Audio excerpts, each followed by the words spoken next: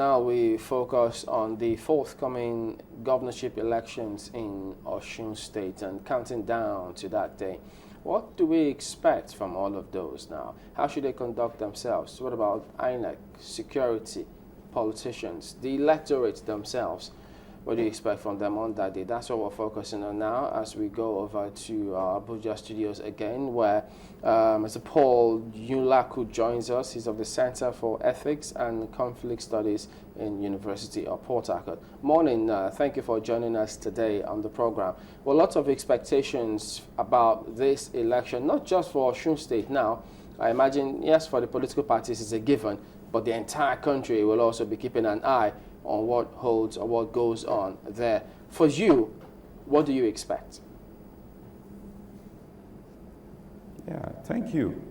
There are a lot of expectations around the Osun elections. And it is normal to have these expectations, judging from the antecedents we have had with elections in this country.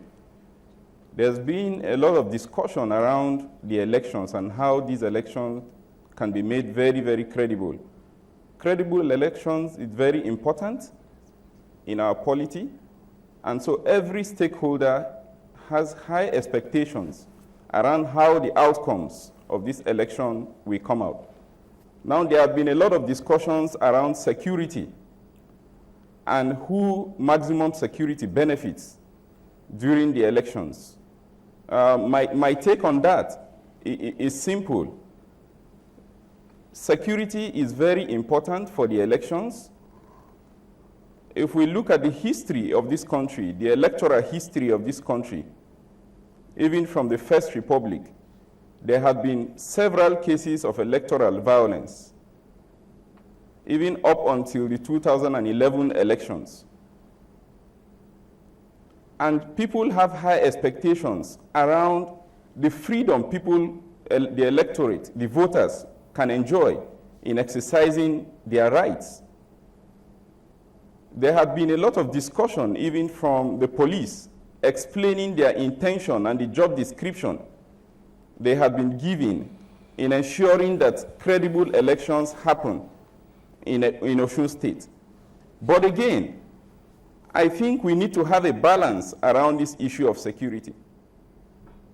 In certain quarters, we have had discussions around the issue of security, that if we deploy the military and the police to such a high extent as we did in Ekiti State, in Osun State, when we get to the general elections in 2015, can the police deploy in the way they have deployed in Ekiti State? And I think we are in the process of forming a political culture of peaceful elections. And I would imagine that as we begin very high-level deployments, this can go down slowly with time. So I think that is not a serious issue for the election. What we should focus on is how each of the party contributes their own quota. The politicians, the voters, the INEC, the electoral management bodies, the agents, how all these stakeholders can contribute to the process and ensure that the Osun elections turns out very credible. Well, yesterday they had this stakeholder summit, and then you had the chairman of INEC, you had the acting inspector general of police, and then you had politicians from that state of all political parties, and including the candidates themselves.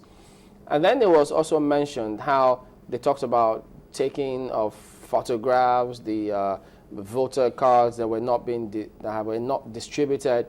There were some disagreements between the political parties and then even the acting IGP and then the chairman of INEC. So they felt something did not just go right. And maybe we'll get to listen to that report soon. But do you think that those disagreements, if they're not ironed out, will creep in to the conduct of the elections, perhaps even after the results have been declared? Sorry, I didn't get that clearly. Can you say again, please?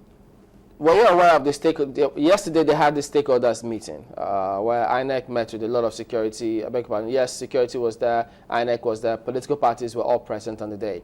And then some of the provisions that were being reeled out by the acting IGP, some of the political parties that did not agree with them in terms of the restriction and how they should conduct themselves. So the question then is, those areas of disagreements, if they're not sorted out now, do you think that they got a chance of affecting the outcome or even the conduct of the elections? Yeah, thank you very much for that question. And I think very strongly that the stakeholder meeting was very important to bring out these issues. And because these issues have been expressed, I would not want to believe that INEC and even the police will take these issues seriously, because they have very serious implications for the elections.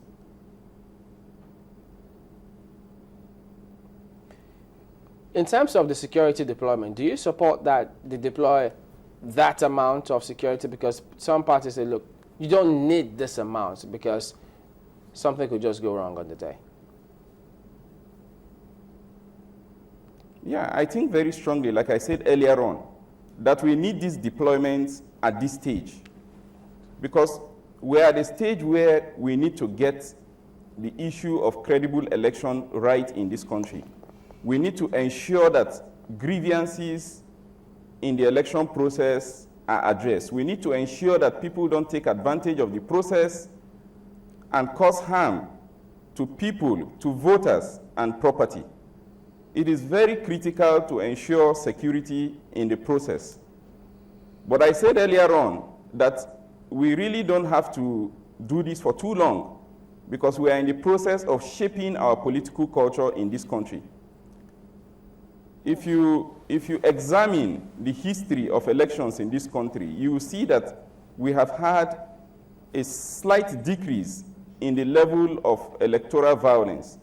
We had it really bad in 2003. We had cases, very serious cases again in 2007. In 2011, we also had cases of electoral violence in Bauchi, and we lost so many youth corpers in the process. So these antecedents are early warning signs that we need to take the issue of security seriously in this country. And I think the problem is not with the deployment.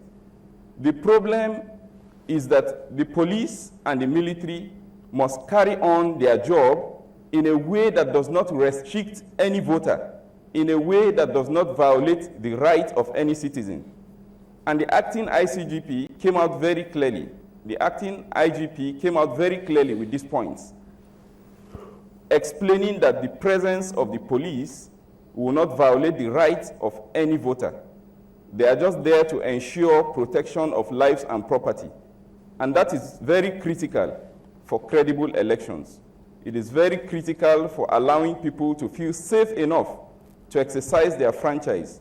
It is very critical for ensuring that we do not tip into this ugly trend of electoral violence.